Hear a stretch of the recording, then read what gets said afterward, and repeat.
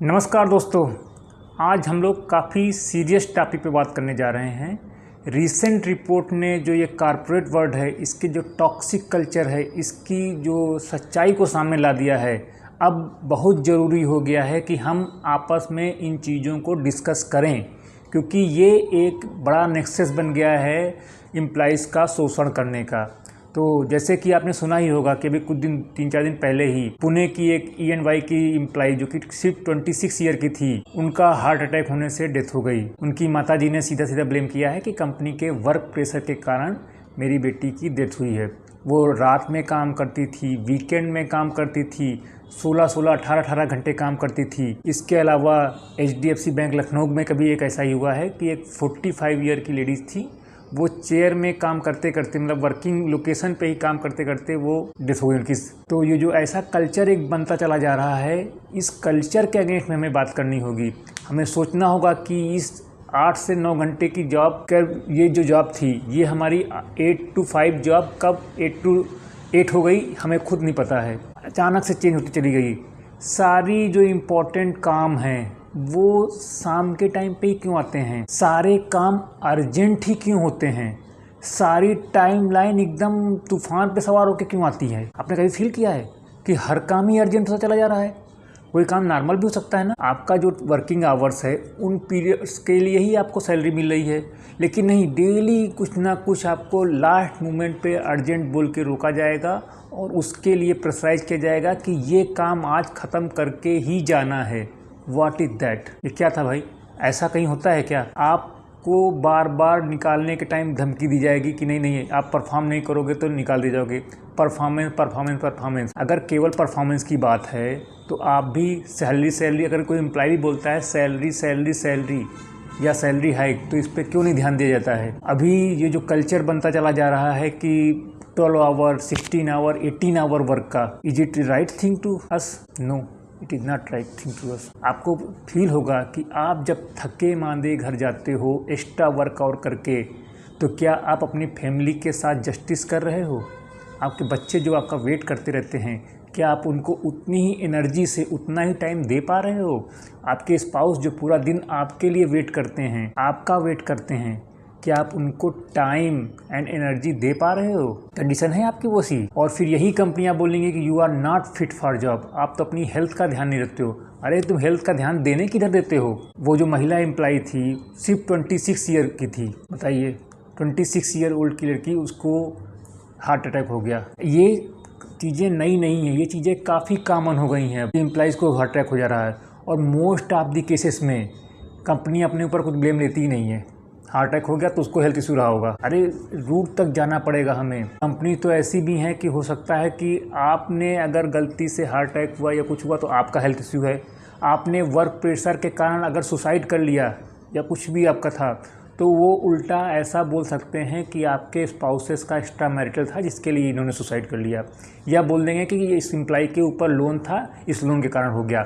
अरे अपने ऊपर क्यों नहीं लोगे तुम? अपने ऊपर लो कि तुम्हारे टॉक्सिक कल्चर के कारण इसकी जान गई है, तुम्हारे कुछ वर्क प्रेशर के कारण जान गई है इसकी। तो अभी टाइम आ गया है कि हमें इन सब चीज़ों के अगेंस्ट में खुल के सामने आना पड़ेगा, खुल के एक्सप्रेस करना होगा कि सिर्फ परफॉर्मेंस परफॉर्मेंस परफॉर्मेंस से काम नहीं चलेगा। चीज़ें और भी हैं। इस क्यूबिकल के बाहर, इस ऑफिस के बाहर भी दुनिया है जो कि बहुत खूबसूरत है और आपको उसके बारे में भी सोचना है। तो अब हम लोग बात करते हैं सॉल्यूशंस। इसके सॉल्यूशन क्या हो सकते हैं? देखो, कंपनी कभी टेक केयर नहीं करेगी आपकी। और आपको पता है अभी कुछ दिन पहले ही हमारी फाइनेंस मिनिस्टर से ये बात की गई कि ये ऐसे ऐसे जो कंपनीज हैं काफ़ी सारा स्ट्रेस लेके आ रही हैं, काफ़ी सारा वर्किंग लोड दे रही हैं। तो उनका रिप्लाई क्या था कि स्ट्रेस मैनेजमेंट के जो लेसन्स हैं वो कॉलेज और यूनिवर्सिटी लेवल पर ही सिखाए जाने चाहिए। हमारा जो यूथ है इसको थोड़ा सा स्ट्रेस झेलने की कैपेसिटी कम हो रही है। This is the right answer. ये हम उनसे एक्सपेक्ट कर रहे थे। हमारे नारायण मूर्ति साहब जो हैं वो बोल देते हैं कि नहीं, चाइना से हमें टक्कर लेने के लिए 60-70 आवर्स काम करने की ज़रूरत है। अरे काम करने की ज़रूरत है तो ठीक है, वो समझ में आता है।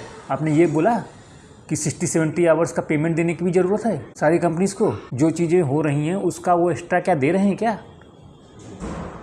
आपको पता है आदमी की, ह्यूमन बीइंग की कितनी कैपेसिटी है, कितनी देर तक काम करने की? जो डिज़ाइन हुआ है 8 आवर या 9 आवर्स, वो कुछ चीज़ें बायोलॉजिकल वे में देख के डिज़ाइन हुआ है। We are not living in North Korea and all कि सिर्फ काम करना है, गवर्नमेंट के लिए करना है। अरे स्ट्रेस मैनेजमेंट का कोर्स अगर सिर्फ बच्चों को करना है तो एम्प्लॉयर क्या करेगा? एम्प्लॉयर को भी तो करना है। एम्प्लॉयर को भी तो एक बात बोलना चाहिए था आपको कि नहीं, आपको एम्प्लॉयर्स को भी स्ट्रिक्टली फॉलो करने हैं। All labours law, all statutory requirements उन्हें स्ट्रिक्टली फॉलो करनी है। वो जो E&Y की एम्प्लॉय की डेथ हुई है, वो जो ऑफिस था वो 2007 से उसमें लेबर के जो की परमिट्स थे उन्होंने नहीं लिए थे, तो वो ऑफिस कैसे चल रहा था? वो कंपनी कुछ नहीं कर रही है। अभी बताइए मुझे, बोलते हैं कि ये टाइमलाइन फॉलो करो, ये बहुत अर्जेंट काम था।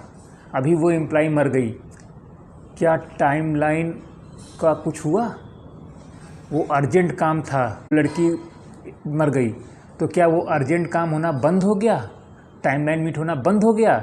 कंपनी को 2 मिनट नहीं लगेगा, नया एम्प्लॉय हायर करके ले आएगी, नई सीट लगा देगी। और कंपनी अगर डेली आपसे बोल रही है कि नहीं आप 16 आवर काम करिए, 18 आवर काम करिए, 12 आवर काम करिए, तो इट्स मीन दैट उनके पास मैन पावर की शॉर्टेज है। जितना काम है वो काम करने के लिए 2 लोग का काम करने के लिए सिर्फ एक बंदा है। तो it's their duty to hire new employ to अपना मैन पावर वहाँ पे एडिशनल लेके आएँ, ना कि आपसे एडिशनल काम कराएं।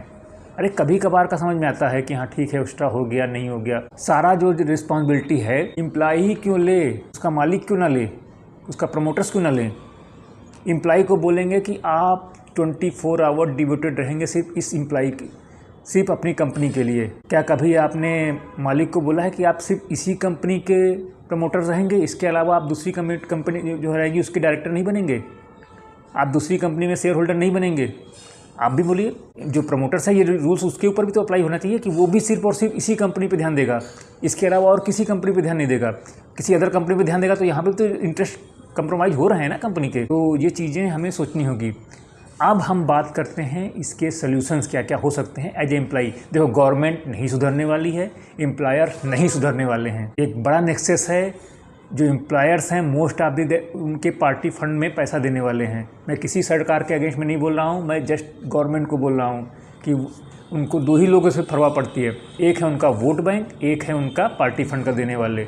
तो ये जो बड़े बड़े इंडस्ट्रियलिस्ट हैं ये सब उनको पार्टी फंड में पैसा देते हैं, और जो हमारे नीचे के लोग हैं वो उनको वोट देते हैं। लेकिन ये जो एम्प्लॉय कैटेगरी है ये ना पार्टी फंड में पैसा देने वाले हैं, ना ये उनका वोट बैंक है। तो so they don't care about them. Government से कभी उम्मीद मत करिए कि वो एम्प्लॉयज़ के लिए कुछ करने वाले हैं। तो अब सल्यूशन क्या हो सकता है, लेट्स डिस्कस ऑन इट। पहला सल्यूशन है कि आपको ना बोलना आना चाहिए।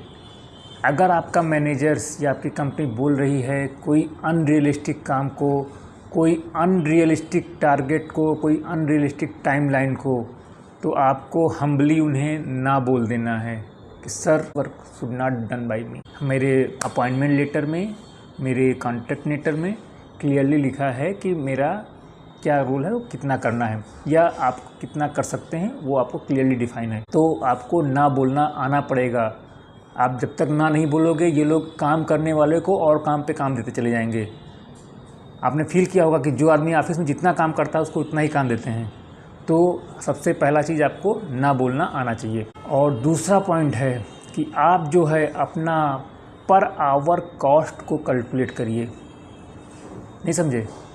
सपोज आपका CTC जितना है उस CTC को डिवाइड करिए 2400 से। जो भी वैल्यू निकल के आएगी वो वैल्यू होगी आपकी पर आवर कास्ट। सपोज आपका एग्जांपल ले रहा हूँ मैं कि आपका CTC 12 लाख है, तो उसको डिवाइड करिए 2400 से। 500 रुपीज़ कॉस्ट है आपकी पर आवर कास्ट। तो आपको अपने पर आवर कॉस्ट को जानना है। तो उससे क्या होगा? उससे ये होगा कि आप अगर डेली 2 घंटे एक्स्ट्रा काम कर रहे हो, सिर्फ 2 घंटे एक्स्ट्रा काम कर रहे हो, तो आप महीने में अप्रॉक्सीमेटली 48 आवर एक्स्ट्रा काम कर रहे हो 24 दिन के हिसाब से। और 48 आवर्स महीने में कर रहे हो, ऐसे ही इंटू 12 कर दीजिए। तो अप्रॉक्सीमेटली 12 लाख का सैलरी वाला आदमी वो 2.5 लाख तक का एक्स्ट्रा काम कर रहा है। 2.5 लाख रुपीज़ का आपने एक्स्ट्रा वर्क आवर में काम किया, तो आपको जो उसके लिए रिवार्ड्स मिल रहा है, जो इंक्रीमेंट मिलेगा या जो भी मिलेगा, वो क्या 2.5 लाख रुपीज़ का है, जस्ट सिंपली कैलकुलेटेड। आपको लगेगा हाँ यार इतना तो नहीं है, तो अपने एक एक मिनट कॉस्ट को जानिए। तो ये चीज़ें आप करेंगे तो आपको समझ में आएगा कि हाँ आपकी पर आवर कॉस्ट क्या है और आपकी वैल्यू क्या है। थर्ड पॉइंट में आते हैं, अपने आप को अपग्रेड करिए, अपनी स्किल्स को अपग्रेड करिए। कोई भी कंपनी जो है वो आपकी स्किल्स पे वैल्यू देती है। अपने स्किल्स इतने अच्छे कर लीजिए कि आप उनको बार बार ना बोलने से भी उन्हें लगे कि यार इसको हटाएंगे तो हमारा काम ही रुक जाएगा इसको, या आपकी स्किल्स इतनी अच्छी हो कि यहाँ पे आपको 10 रुपये मिल रहा है, सामने वाला आपको 15 रुपीज़ दे के ऑफर करे। अगर आप अपनी स्किल्स नहीं बढ़ाएंगे, नहीं करेंगे कुछ चीज़ें, तो फिर कंपनियाँ अपनी मनमानी करती रहेंगी, उन्हें लगेगा ये तो कहाँ छोड़ के जाएगा, इस पर जो चाहो वो थोपते रहो। फोर्थ पॉइंट पे आते हैं। फोर्थ पॉइंट है कि get your financial freedom as soon as possible. जब आप फाइनेंशियल फ्रीडम पा जाएंगे, जब आप काम पैसों के लिए नहीं अपने शौक़ के लिए करेंगे, तब ये लोग, कोई भी आदमी आपको एक्स्ट्रा इतना का ओवर प्रेशराइज नहीं कर सकता है। Because you are not working for money, you are working for your hobby. तो आप अपने शौक़ के लिए काम कर रहे हो, तो फाइनेंशियल फ्रीडम खुद भी लो और अपने बच्चों को भी जल्द से जल्द दिलाओ, सो दैट इस जो रैट रेस है इससे हम बाहर आ सकें। बिकॉज ये कल्चर ऐसा क्रिएट होता चला जा रहा है, ये कल्चर डे बाई डे और टॉक्सिक होता चला जा रहा है। तो इस सबसे बचने का बेस्ट सोल्यूशन है कि आप फाइनेंशियल फ्रीडम जितना जल्दी हो सके उतना जल्दी खुद भी लो। खुद लोगे तो हो सकता है कि आपके बच्चे को भी काम करने की ज़रूरत ना पड़े पैसे के लिए। They will work.